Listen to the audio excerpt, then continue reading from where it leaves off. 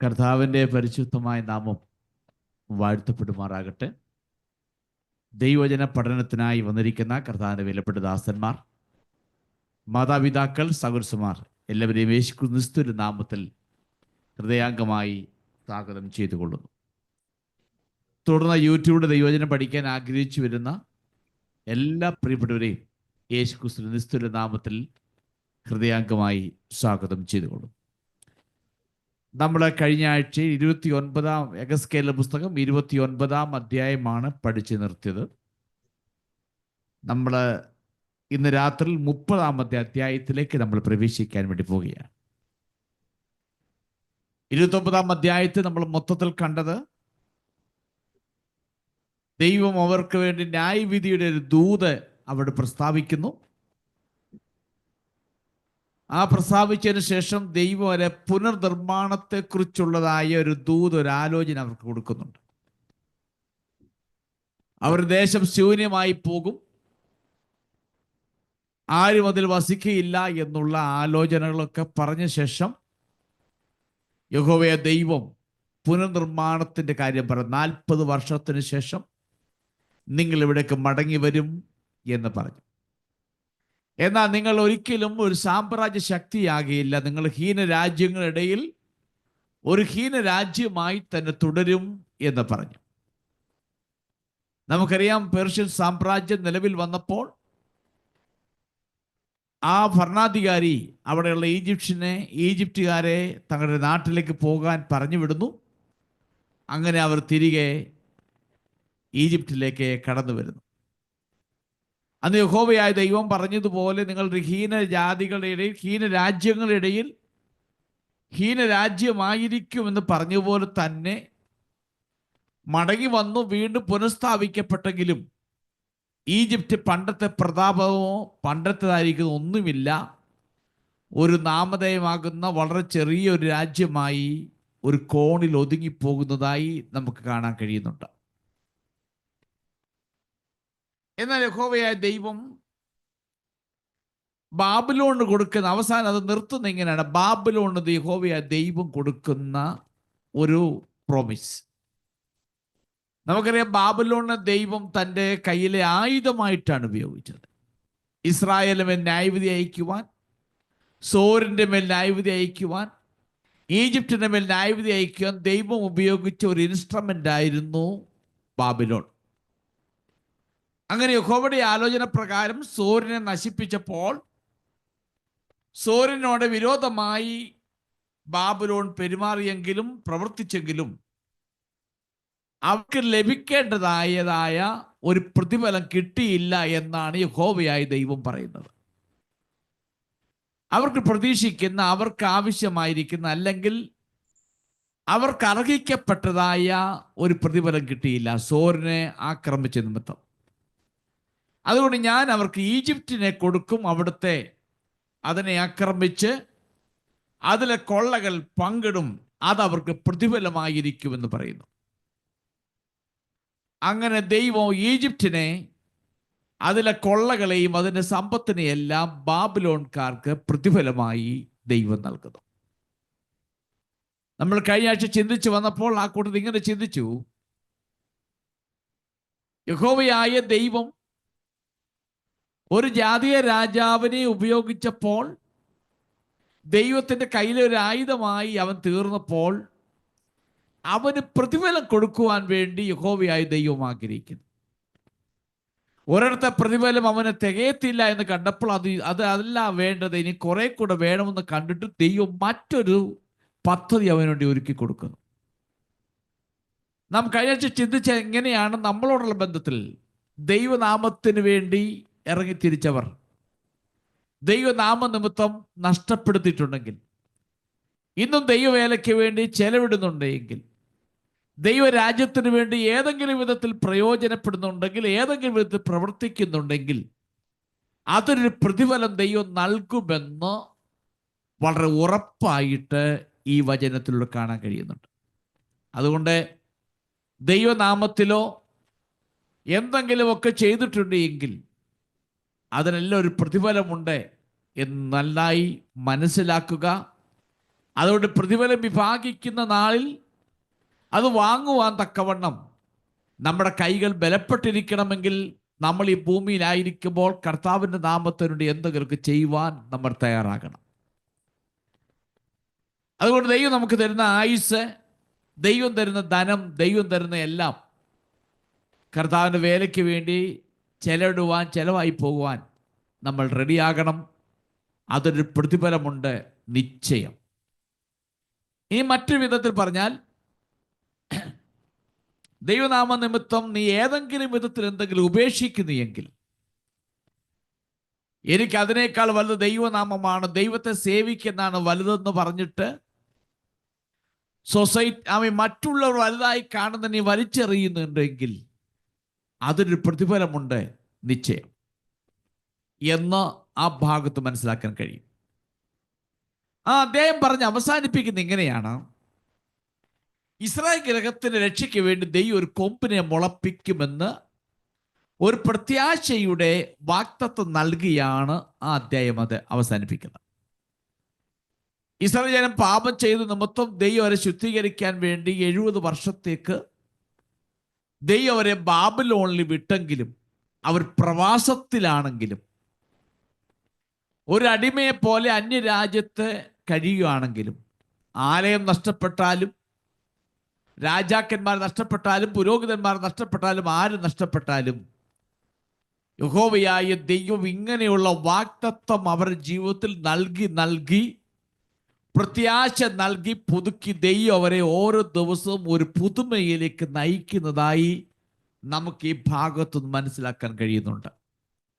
ദൈവം അവിടെ മേൽ ന്യായവിധി അയച്ചിട്ട് എന്നേക്കുമായി 7 വർഷത്തേക്ക് പറഞ്ഞു വിടുകയല്ല ചെയ്തത്. ഓരോ അധ്യായങ്ങൾ അവസാനിക്കുമ്പോഴും ഓരോ ന്യായവിധി പറയുമ്പോഴും അതിൻ്റെ ഇടയിലൂടെ തൻ്റെ ജനത്തിന് പ്രത്യാശ വരുന്നതായ സന്തോഷത്തിൻ്റെയും സമാധാനത്തിൻ്റെയും ഒക്കെ ദൂതുകൾ പറഞ്ഞ് ജനത്തെ തട്ടി ഉണർത്തി മുൻപോട്ട് വിടുന്നതായി നമുക്ക് കാണുവാൻ കഴിയുന്നുണ്ട്.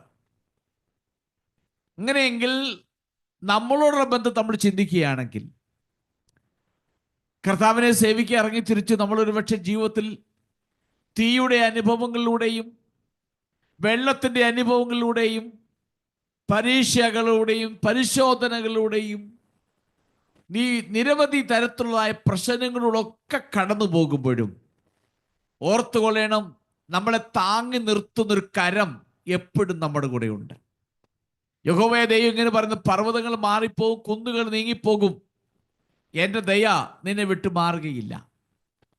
എന്നെ കേൾക്കുക ദൈവജനത്തോട് പറയട്ടെ, നമ്മുടെ ജീവിതത്തിൽ പരിശോധനകളും പരീക്ഷകളും ജീവിതത്തിൽ പലതും നമ്മൾക്ക് ഒരു തീച്ചുകളുടെ അനുഭവങ്ങളൊക്കെ ഉണ്ടായാലും നമ്മുടെ ജീവിതത്തിൽ പ്രത്യാശ നൽകി ധൈര്യം നൽകി നമ്മളെ ഓരോ ദിവസവും ദൈവം തട്ടി എഴുന്നേൽപ്പിച്ച് നടത്തി ഇവിടെ വരെ നമ്മളെ കൊണ്ടുവന്നു.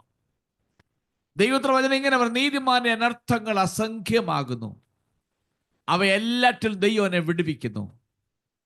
എന്ന തൊട്ട് താഴെ പറഞ്ഞു: അനർത്ഥം ദുഷ്ടനെ കൊല്ലുന്നു. ഒരനർത്ഥം മതി ദുഷ്ടനെ നശിപ്പിച്ച് കളയുവാൻ, താളടിയാവാൻ, ക്ഷീണിക്കുവാൻ. ഒരനർത്ഥം മതി.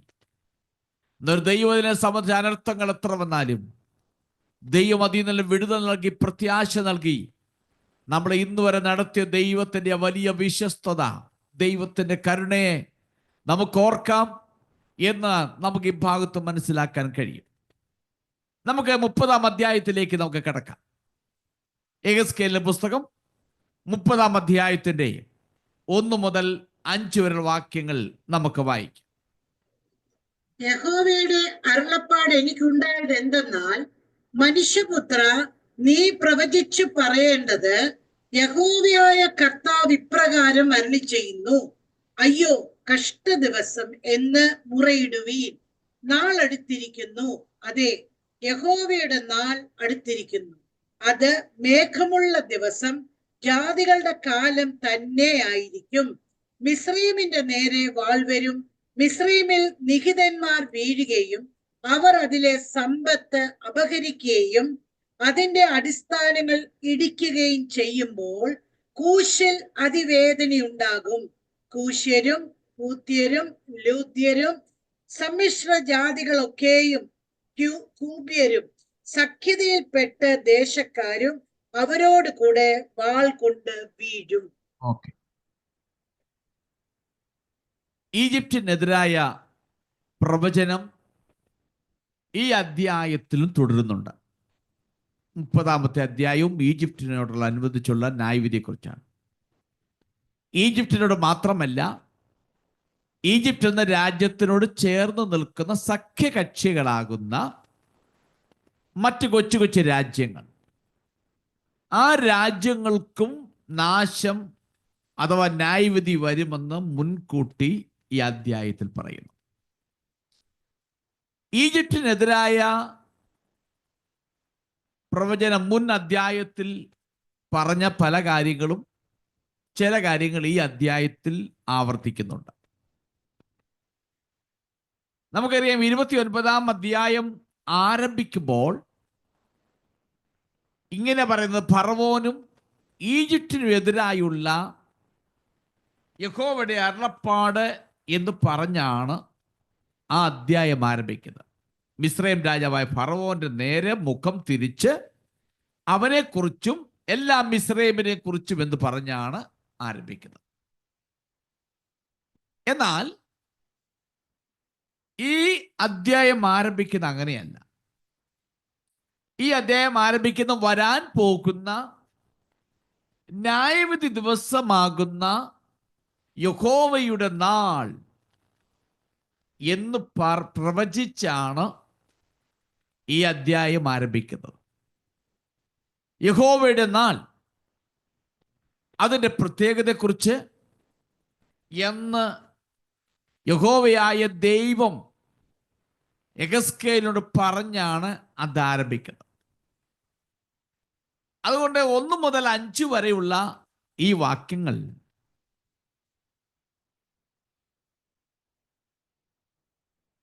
ഫറവോനും അഥവാ ജാതികൾക്ക് വരാൻ പോകുന്ന ഭയങ്കരമാകുന്ന ഒരു ദിവസത്തെക്കുറിച്ചാണ് പറയുന്നത്. അവിടെ വായിക്കുന്ന, ആ ദിവസം അടുത്തിരിക്കുന്നു, അത് ഉടൻ സംഭവിക്കും എന്ന് പറയുന്നുണ്ട്. യഹോവയെ ദൈവം യെഹെസ്കേലിനോട് പറയുന്നു, 1-ാമത്തെ വാക്യം 2-ാമത്തെ വാക്യം ഇങ്ങനെ വായിക്കുന്നു, നീ പ്രവചിച്ച് പറയേണ്ടത്, യഹോവയെ കർത്താവ് ഇപ്രകാരം അരുളിച്ചെയ്യുന്നു, അയ്യോ കഷ്ട ദിവസം എന്ന് മുറയിടുവീൻ. 2, യഹോവയുടെ ദിവസം അടുത്തിരിക്കുന്നു, അത് മേഘമുള്ള ദിവസം, ജാതികളുടെ കാലം തന്നെ ആയിരിക്കും എന്ന് പറയുന്നു. അയ്യോ കഷ്ടമുള്ള ദിവസം. യഹോവയെ ദൈവം യെഹെസ്കേലിനോട് പറയുന്നു, നീ മുറയിടുവീ. വരാൻ പോകുന്ന ഈജിപ്തിന്റെ മേലും സഖ്യകക്ഷികളുടെ മേലും വരാൻ പോകുന്ന കഷ്ടതയുടെ ദിനം, ആ നാളിനെ ഓർത്ത്, അത് യഹോവയുടെ നാളാണ്, അത് നീ ആ നാളിനെ ഓർത്ത് നീ മുറയിടുവീൻ എന്ന് പറയുകയാണ്. ഈജിപ്തിനെതിരായ യഹോവയുടെ നാളിനെ കുറിച്ച് പറയുമ്പോൾ ഒരു കഷ്ടമായിട്ട് പറയാനാ പറയുന്നത്. കഷ്ടമായിട്ട് യഹോവയുടെ നാൾ വരുന്നു എന്നുള്ളതല്ല പറയുന്നത്. അയ്യോ കഷ്ട ദിവസം എന്ന് പറഞ്ഞാൽ ആരംഭിക്കുന്നത്. യഹോവയുടെ ദിവസമെന്ന് വേദപുസ്തകത്തിൽ പല ഭാഗത്തും പറഞ്ഞിട്ടുണ്ട്. ഇവിടെ ആരംഭിക്കുന്ന യഹോവയുടെ ദിവസം എന്ന് പറയുന്നതിന് മുമ്പ് പറയുന്നു, കഷ്ട ദിവസം ആരംഭിച്ചിരിക്കുന്നു. ഈജിപ്തിനെതിരെ ദൈവിക ഇടപെടലിന്റെയും ദൈവത്തിന്റെ ന്യായവിധിയുടെയും ഒരു ദിവസം ഉണ്ടാകും എന്ന് വളരെ കൃത്യമായി പറയുകയാണ്.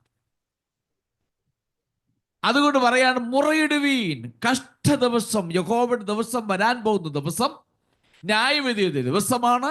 അത് ആർക്ക് പിടിച്ചു നിൽക്കാൻ കഴിയാത്ത നിലയുള്ളതാകയാൽ മിസ്രൈമേ സഖ്യകക്ഷികളെ, നിങ്ങൾക്ക് വരാൻ പോകുന്ന അത്രമാത്രം കഠിനമാകയാൽ യെഹെസ്കേലിനോട് പറയുകയാണ്, മുറയിടുവീൻ എന്ന് പറയുകയാണ്. അവിടെ വായിക്കുന്നു, ജാതികളുടെ കാലം തന്നെ അത് മേഘമുള്ള ദിവസം എന്ന് വായിക്കുന്നു. എന്ന് പറഞ്ഞാൽ ദൈവിക ഇടപെടലിന്റെ ഒരു ദിവസം വരുന്നു, ന്യായവിധിയുടെ ദിവസം വരുന്നു. അത് അവർക്കെതിരെ വരുന്ന ആ ദിവസത്തിൽ മേഘങ്ങളുടെ ഒരു ദിവസം എന്ന് പറയുന്നത്, മേഘങ്ങളുടെ,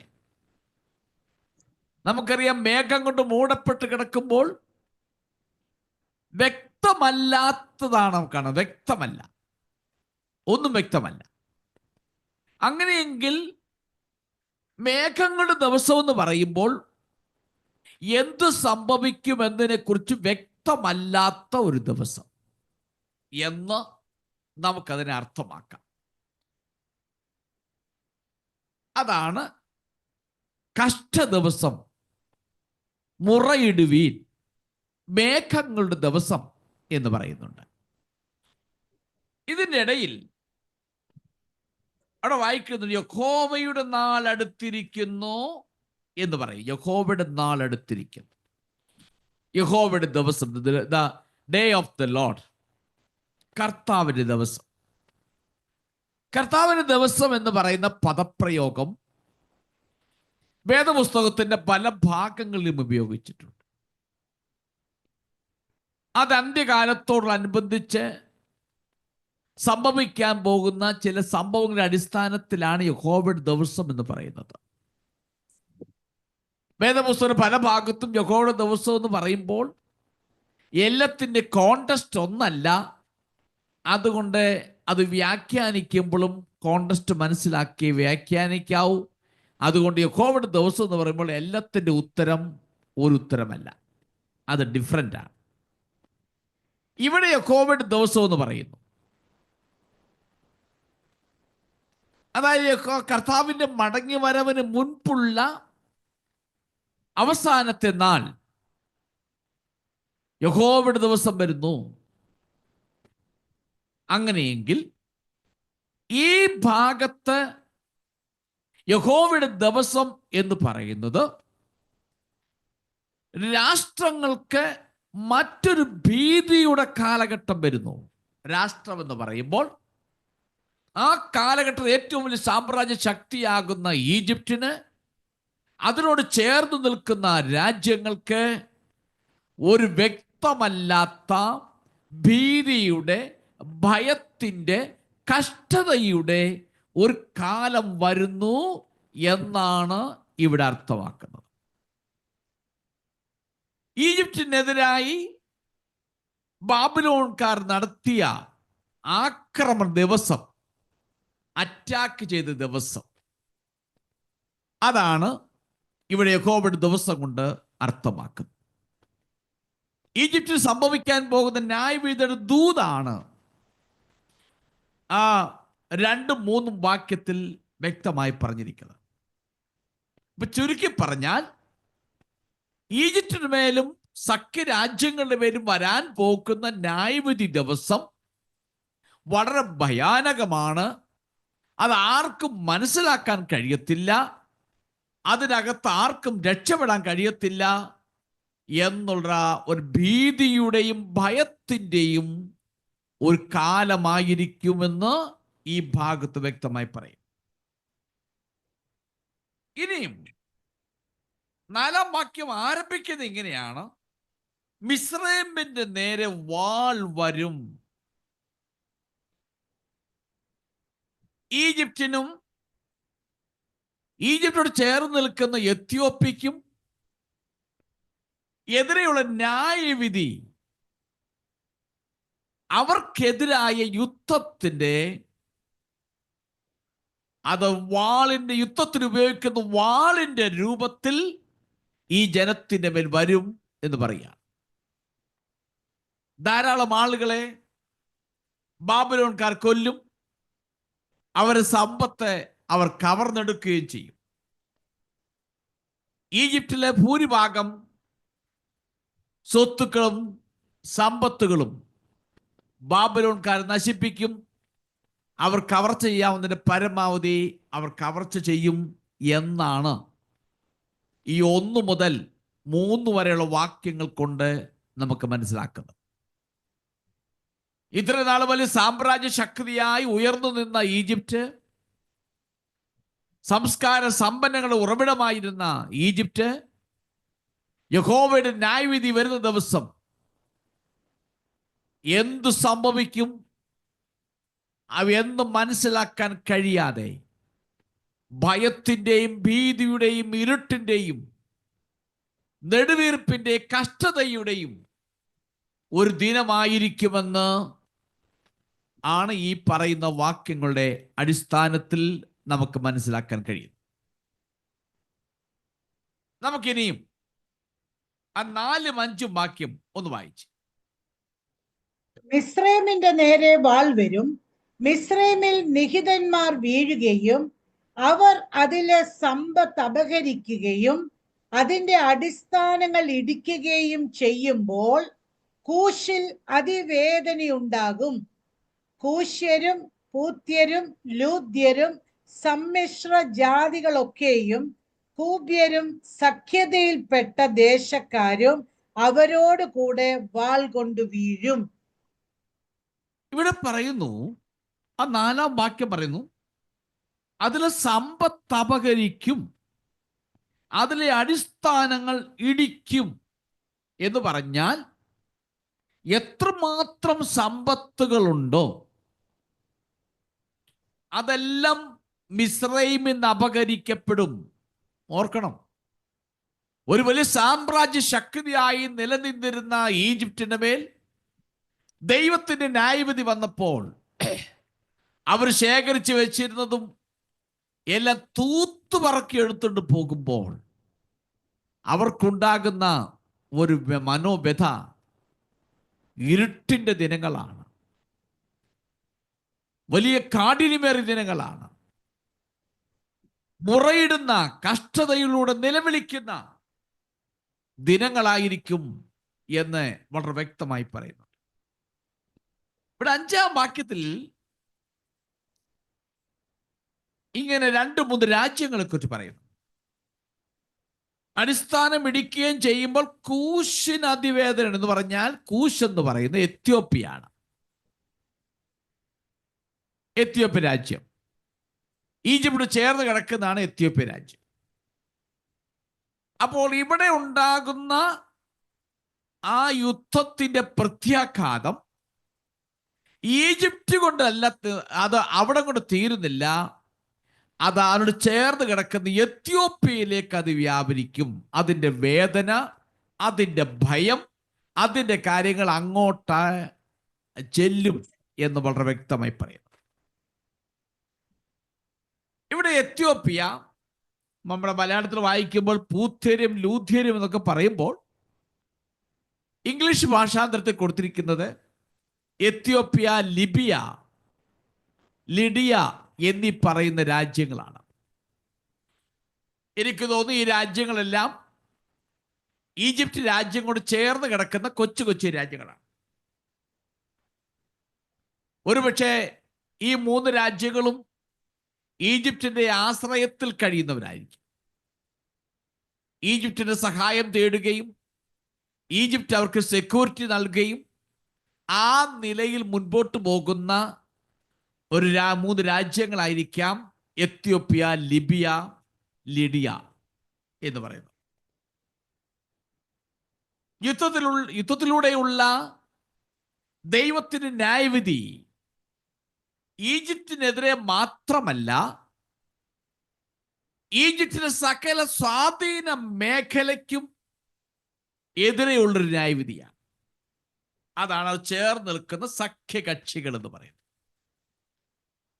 ഈജിപ്തുമായി സഖ്യതയിൽ ഏർപ്പെട്ടിരിക്കുന്നവരെല്ലാവരും അവരോടൊപ്പം വാളാൽ കൊല്ലപ്പെടും എന്ന് വളരെ വ്യക്തമായി പറയുന്നു.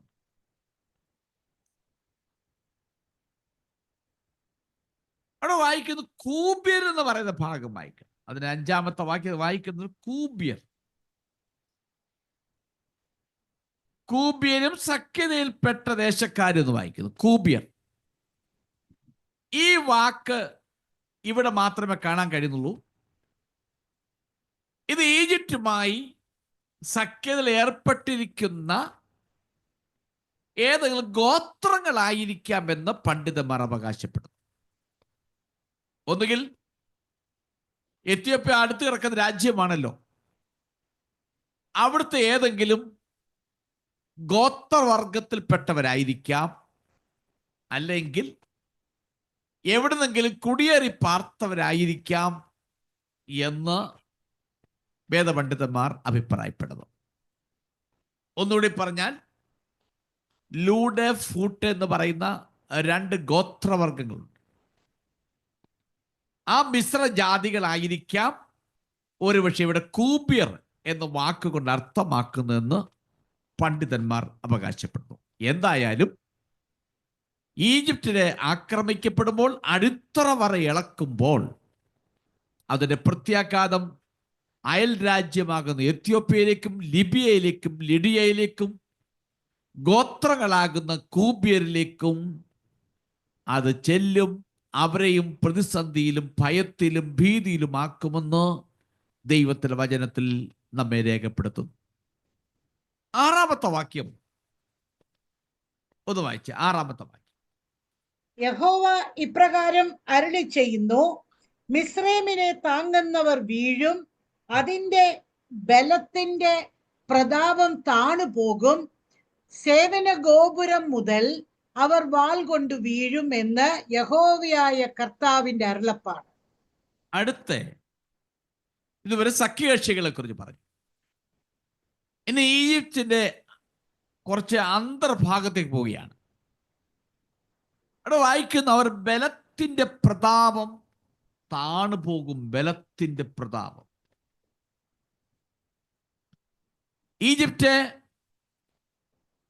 ഈജിപ്തിന്റെ ഭരണാധികാരികൾ അവർ വലിയ അഭിമാനമുള്ളവരാണ്. ഈജിപ്റ്റ് എന്ന് പറയുമ്പോൾ തന്നെ അവർ വലിയ പ്രൈഡായിട്ടും പ്രൗഡായിട്ടും അതിനെ കാണും. കാരണം സമ്പൽ സമർത്ഥമാകുന്ന ഒരു രാജ്യം, എസ്പെഷ്യലി നൈൽ നദിയും ഡെൽറ്റയും മറ്റും ഉള്ളത് കൊണ്ട് കാർഷിക വിഭവങ്ങൾ ധാരാളമുള്ള രാജ്യം, സമ്പൽ സമൃദ്ധിയുടെ രാജ്യം, സംസ്കാര സമ്പന്നതയുടെ രാജ്യം. ഈ നിലയിൽ ഈജിപ്തുകാരും ഭരണാധികാരികളും ഞങ്ങൾ ഈജിപ്തിനാണ് എന്ന് പറയുമ്പോൾ തന്നെ ഹൃദയത്തിൻ്റെ അകത്തൊരു അഹംഭാവം, ഒരഭിമാനം, ഒരു പ്രൈഡ് തോന്നും എന്നാണ് നമുക്ക് മനസ്സിലാക്കാൻ കഴിയുന്നത്. എന്നാൽ ഈ അഹങ്കാരി, ഈ പ്രതാപം താഴെ ഇറക്കുമെന്ന് യഹോവയായ ദൈവം വാഗ്ദത്തം ചെയ്തു. പറഞ്ഞത് ബലത്തിന്റെ പ്രതാപം താണുപോകും. അവിടെ ബലത്തിന്റെ പ്രതാപം താണുപോകും എന്ന് വളരെ വ്യക്തമായി ഇവിടെ പറയുന്നുണ്ട്. ശക്തിയില്ലാത്തവരായി മാറും. അവരെ കൊണ്ടൊന്നും ചെയ്യുവാൻ കഴിവില്ലാത്തവരായി മാറും. അവിടെ 8-ാമത്തെ വാക്യം ഇങ്ങനെ വായിക്കുന്നു, ഞാൻ മിസ്രൈമിന് തീ വെച്ചിട്ട് സഹായക്കാരൊക്കെയും തകർന്നു പോകുമ്പോൾ ഞാൻ യഹോവ എന്ന് അവർ അറിയും. അവിടെ വായിക്കുന്നു, ഈജിപ്തിനെ ഞാൻ തീയിട്ട് നശിപ്പിക്കും. അവിടെ സഖ്യകക്ഷി രാജ്യങ്ങൾ ജനതാമസമില്ലാത്ത വിജനമാകുന്ന രാജ്യങ്ങളായി മാറും. ഈജിപ്തുകാർ തങ്ങളുടെ സൈന്യത്തിന്റെ കൂടെ ഈ സഖ്യകക്ഷി രാജ്യങ്ങളിലെ ആളുകളെ കൂടെ സൈന്യത്തിന്റെ കൂട്ടത്തിൽ ചേർക്കാറുണ്ട്. അവരുടെ രാജ്യത്തെ സൈന്യങ്ങൾ കുറവാണെങ്കിൽ അയൽ രാജ്യങ്ങളാകുന്ന എത്യോപ്യ, ലിബിയ, ലിഡിയ തുടങ്ങിയ രാജ്യങ്ങളിൽ നിന്നുള്ളവരെ മിസ്രൈമിലെ സൈന്യത്തിനകത്ത് ചേർക്കാറുണ്ട്. യുദ്ധത്തിന് പോകുമ്പോൾ അവരെ കൂടെ ചേർത്തിട്ടാണ് യുദ്ധത്തിന് വിടുന്നത്. ഇവരിൽ പലരും മരിക്കുമെന്ന് അവിടെ പറയും. മറ്റൊരു വിഷയം, യഹൂദയിൽ ബാബിലോൺകാർ വന്ന് ആക്രമിച്ചപ്പോൾ അവിടുന്ന് രക്ഷപ്പെട്ട് ഓടിപ്പോയൊരു ഗ്രൂപ്പുണ്ട്. അവർ ചെന്ന് കയറിയത് ഈ ഈജിപ്തിലാണ്.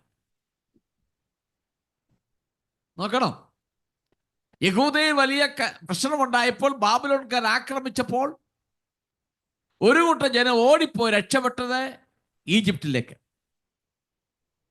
യഹോവയായ ദൈവം പലവട്ടം പറഞ്ഞിട്ടുണ്ട്, അങ്ങോട്ട് പോയേക്കല്ലേ. ഈ ഭാഗത്തുനിന്നും പറയുന്നുണ്ട്, ഈജിപ്തിന് സഹായിപ്പാൻ കഴിയത്തില്ല എന്നൊക്കെ പറഞ്ഞിട്ടും പ്രശ്നം വന്നപ്പോൾ നേരെ പോയി കയറിയത് ഈജിപ്തിലോട്ടാണ്.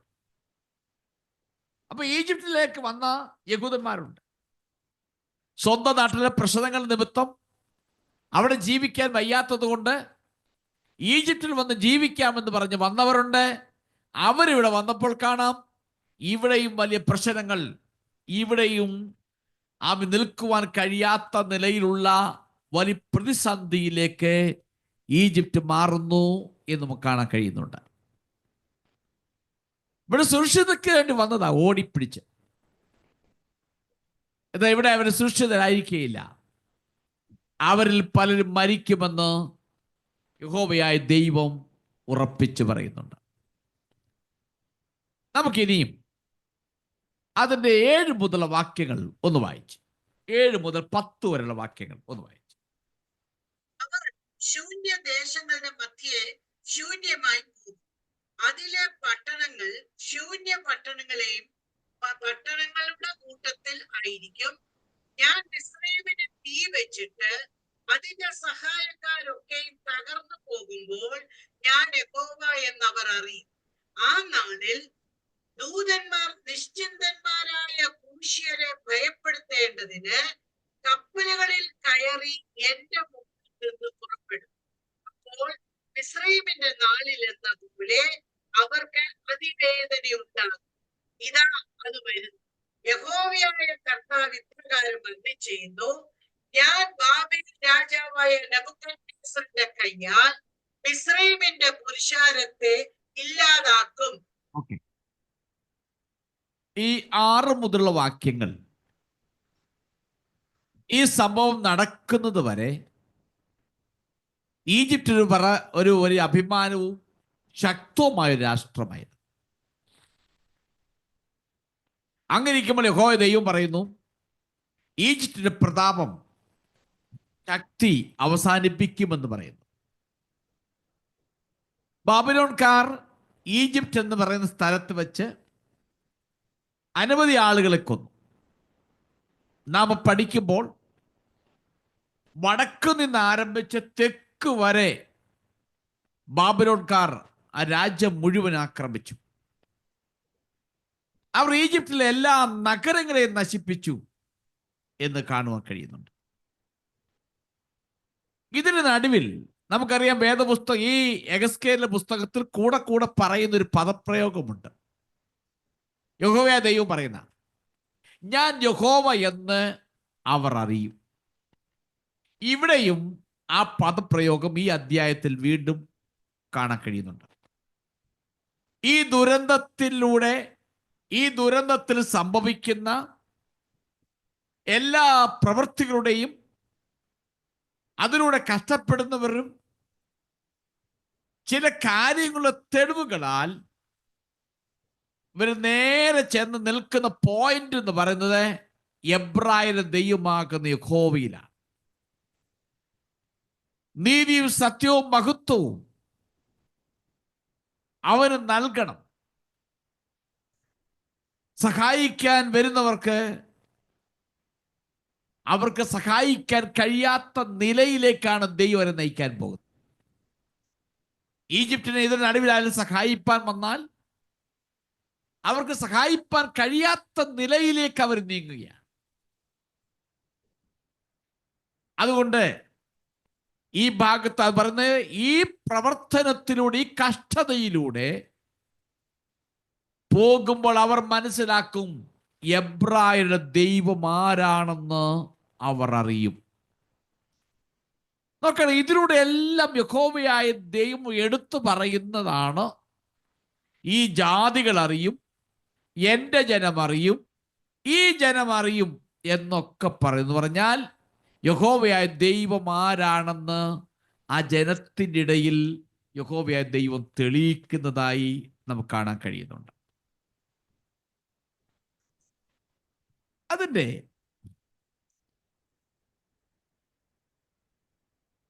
9-ാമത്തെ വാക്യം ഒന്ന് വായിച്ച്. 9-ാമത്തെ വാക്യം. ആ നാളിൽ ദൂതന്മാർ നിശ്ചിന്തന്മാരായ കൂശ്യരെ ഭയപ്പെടുത്തേണ്ടതിന് കപ്പലുകളിൽ കയറി എന്റെ മുമ്പിൽ നിന്ന് പുറപ്പെടും. അപ്പോൾ മിസ്രൈമിന്റെ നാളിൽ എന്ന പോലെ അവർക്ക് അതിവേദന ഉണ്ടാകും. ഇതാ അത് വരുന്നു. ഇവിടെ ആക്രമണത്തെക്കുറിച്ചുള്ള വാർത്തകൾ അവർക്കെത്തും.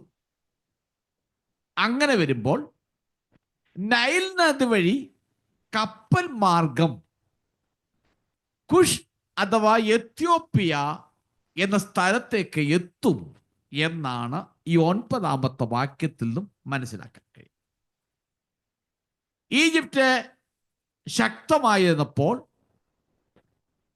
എത്യോപ്യ കുഷിലെ ജനങ്ങൾ ഭയങ്കര സുരക്ഷിതരായിരുന്നു. ഞാൻ മുമ്പ് പറഞ്ഞല്ലോ, ഈ സഖ്യകക്ഷികളും കൊച്ചു കൊച്ചു രാജ്യങ്ങൾ എപ്പോഴും ഈജിപ്തിനെ ആശ്രയിച്ച് അവിടെ ഒരു സെക്യൂറിൽ കഴിയുന്നവരാണ്. അവിടെ ഈ കുഷ് എന്ന് പറയുന്ന രാജ്യവും ഈജിപ്തിന്റെ ആ ശക്തിയിൽ ആശ്രയിച്ച് അതിൽ സുരക്ഷിതരാണെന്ന് ചിന്തിച്ച് കഴിയുന്നവരാണ്. യഹോവയായ ദൈവം ഈജിപ്തിനെ ശിക്ഷിക്കുമ്പോൾ അവർ ഭയപ്പെടുമെന്നാണ് വായിക്കുന്നത്. എന്റെ മുമ്പിൽ നിന്ന് അവർ ഭയപ്പെടും എന്ന് വളരെ വ്യക്തമായി കാണാൻ കഴിയുന്നുണ്ട്. അവർക്ക് ഇൻസെക്യൂരിറ്റി നഷ്ടപ്പെടും. അവരും ആക്രമിക്കപ്പെടുമെന്നൊരു ഭയം അവരുടെ ഹൃദയത്തിനകത്തുണ്ടാകും. ഇതിന്റെ അർത്ഥം എത്യോപ്യയിലേക്ക് കയറി ചെല്ലാത്ത നെബൂഖദ്നേസർ, അദ്ദേഹത്തിന്റെ സൈന്യം, അവരെ കുറിച്ചല്ല, നൈൽ നദി വഴി പോയി എന്ന് പറഞ്ഞ അവരെ കുറിച്ചല്ല പറയുന്നത്. ഈ ഈജിപ്തിലെ ജനങ്ങൾ യുദ്ധം വന്നപ്പോൾ എത്യോപ്യയിലേക്ക് പോയാൽ സുരക്ഷിതരായിരിക്കുമെന്ന ചിന്തയിൽ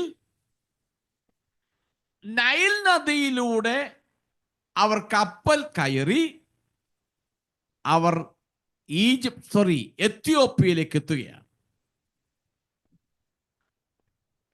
അപ്പോൾ ഈജിപ്തിന്റെ പതനത്തിന്റെ വാർത്തകൾ കേൾക്കുമ്പോൾ അവിടേക്ക് പൊയ്ക്കൊണ്ടിരിക്കുന്നവർ ഭയപ്പെടുന്നു. ഇവിടെ നിൽക്കുന്നവർക്ക് ഭയം തട്ടിയിട്ട് എങ്ങനെയെങ്കിലും നൈൽ നദി വഴി എത്യോപ്യയിലേക്ക് പോകണമെന്ന് പ്ലാൻ ചെയ്ത് നിൽക്കുന്ന ഒരു കൂട്ടം ജനം. അതാണ് ഇവിടെ അർത്ഥമാക്കുന്നത്. ഈജിപ്തിന്റെ പതനത്തെക്കുറിച്ചുള്ള വാർത്തകൾ കേൾക്കുമ്പോൾ ഭയപ്പെടുകയും ചെയ്യുന്ന ഈജിപ്തുകാരെയാണ് അർത്ഥമാക്കുന്നത്. അവർ ഭയങ്കര അശ്രദ്ധരായിട്ടാണ് ഒരു കാലഘട്ടത്തിൽ കഴിഞ്ഞിരുന്നത്. ഈജിപ്തിൻ നാളിൽ എന്ന പോലെ ഇവിടെ വായിക്കുന്ന ഒരു പ്രധാനപ്പെട്ട ഭാഗമുണ്ട്. ആ 9-ാം വാക്യത്തിന്റെ അവസാന ഭാഗം എന്താ പറഞ്ഞു നിർത്തുന്നത്? അപ്പോൾ മിസ്രൈമിന്റെ നാളിൽ എന്നപോലെ അവർക്ക് അതിവേദന ഉണ്ടാകും. ഞാൻ അതുകൂടി പറഞ്ഞു നിർത്താം ഈ രാത്രി. മിസ്രൈമിന്റെ നാളിൽ എന്ന പോലെ അവർക്ക് അതിവേദന ഉണ്ടാകും. ഇവിടെ ഇസ്രായേൽ ജനത്തോടുള്ള ബന്ധത്തിൽ ചില വർഷങ്ങൾക്ക് മുമ്പ് നടന്ന ഒരു സംഭവത്തിലേക്ക് യഹോവയായ ദൈവം വിരൽ ചൂണ്ടിക്കാണിക്കുക. ചില വർഷങ്ങൾക്ക് മുമ്പ് നമുക്കറിയാം, ഇസ്രായേൽ ജനം മിസ്രൈമിൽ അടിമകളായി കിടന്നു 430 വർഷക്കാലം. ആ സംഭവത്തെയാണ് ഇവിടെ പരാമർശിക്കുന്നത്. നമുക്കറിയാം, ഈ ജനത്തെ അവിടുന്ന് പറഞ്ഞയക്കണമെന്ന് മോശ പല പ്രാവശ്യം ചെന്ന് പറയുമ്പോൾ ഫറവോന്റെ മനസ്സ് കഠിനമായി പൊയ്ക്കൊണ്ടേയിരുന്നു. അവസാനം യഹോവയുടെ ന്യായവിധി അവിടേക്ക് ഇറങ്ങി വരുന്നു. 10 ബാധകളിലൂടെ ഇറങ്ങി വരുന്നു. ഓരോ ബാധകളും വരുമ്പോഴും വിടാമെന്ന് പറയും. ബാധ മാറുമ്പോൾ വിടാൻ ഒക്കത്തില്ലെന്ന് പറയും. ഒരുപാട് ഉപാധികൾ പറയും. നമുക്ക് ആ ഭാഗം ഒന്ന് വയ്ക്കാം. പുറപ്പാട് പുസ്തകം 12-ാം അധ്യായത്തിന്റെ 29-ഉം 30-ഉം വാക്യം ഒന്ന് വായിച്ച് അവസാനിപ്പിക്കാം. അർദ്ധരാത്രിയിലോ സിംഹാസനത്തിൽ ഇരുന്ന ഫറവോന്റെ ആദ്യജാതൻ മുതൽ കുണ്ടറയിൽ കിടക്കുന്ന തടവുകാരന്റെ ആദ്യജാതൻ വരെയും മിസ്രൈം ദേശത്തിലെ ആദ്യജാതന്മാരെയും മൃഗങ്ങളുടെയും കടിഞ്ഞൂലുകളെയും എല്ലാം യഹോവ സംഹരിച്ചു. ഫറവോനും അവന്റെ സകല ഭൃത്യന്മാരും സകല മിസ്രൈമ്യരും രാത്രിയിൽ എഴുന്നേറ്റ് മിസ്രൈമിൽ വലിയൊരു നിലവിളി ഉണ്ടായി. ഒന്നും മരിക്കാതെ ഇല്ല. നോക്കണം, മിസ്രൈം ദേശത്തുണ്ടായ ഒരു അനുഭവമാണിത്. ഇപ്പൊ ഇവിടെ എടുത്തു പറഞ്ഞ യഹോവയായ ദൈവം മിസ്രൈമിൽ മിസ്രൈമിന്റെ നാളിൽ നാ വായിക്കും, മിസ്രൈമിന്റെ നാൾ എന്ന പോലെ നാ വായിക്കുന്നത്. അതിവേദന ഉണ്ടാകും.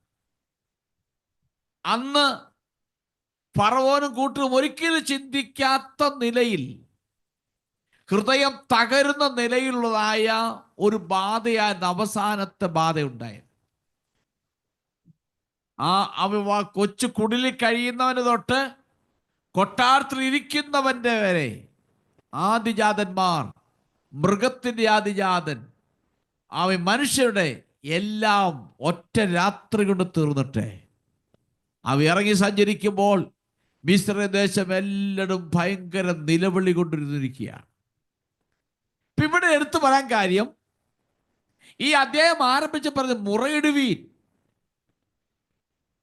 ദൈവത്തിന് നാൾ വരുന്നു, ജാതികൾക്ക് വരാൻ പോകുന്നു എന്ന് പറയുമ്പോൾ ഇതുപോലെയുള്ള ഒരു അനുഭവത്തിലൂടെ മിസ്രൈം, ഈജിപ്റ്റ് കടന്നു പോകാൻ പോകുന്നു എന്ന് വീണ്ടും ഉറപ്പിച്ചു പറയുകയാണ്. ഒരിക്കലും ഇസ്രായേലിനോടുള്ള ബന്ധത്തിൽ അവരെ വിടാത്തതിന്റെ പേരിൽ ആ രാജ്യത്തൊരിക്കലും ഉണ്ടാകാത്ത ഒരു ഇരുട്ടിന്റെ, മേഘങ്ങളുടെ, കർത്താവിന്റെ നാളിലുണ്ടാകുന്ന പോലെ കഷ്ടതയുടെ വലിയ നിലവിളിയുടെ സ്വരം എല്ലാ കൂടാരങ്ങളിലും മുഴങ്ങി.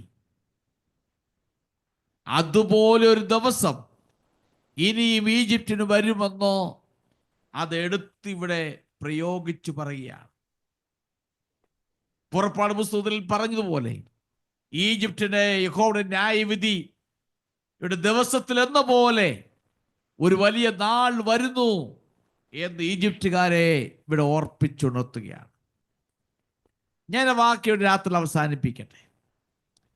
നാം ഈ ഭാഗത്ത് പഠിച്ചത് മുഴുവൻ, ഒന്ന്, എത്ര വലിയ പ്രതാപമുണ്ടായാലും, എത്ര വലിയ ശക്തിയായാലും, എത്ര സമ്പന്നതയായാലും ദൈവത്തിന്റെ പ്രവർത്തനത്തിന് മുമ്പിൽ ആർക്കും പിടിച്ചു നിൽക്കാൻ കഴിയത്തില്ല.